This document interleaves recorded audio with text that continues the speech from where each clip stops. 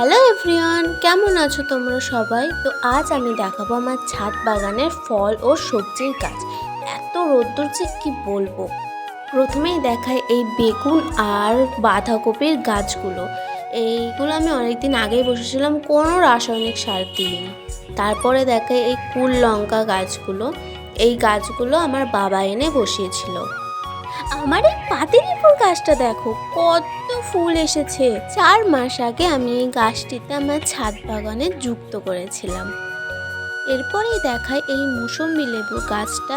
এই গাছটিতে অসংখ্য ব্রাঞ্চ এসেছে, আর ব্রাঞ্চে না ছোট্ট ছোট্ট ফুল এসেছে, ফোনে দেখা যাচ্ছে না। আর এইটা দেখো আমার স্ট্রবেরি, আর এটা হচ্ছে টমেটো গাছ। দেখো এইটুকুনি টমেটো গাছে কত ফুল আর টমেটো ধরে আছে। তো বন্ধুরা, আমার ভিডিও ভালো লাগলে অবশ্যই চ্যানেলটিকে সাবস্ক্রাইব করে দিও। টাটা।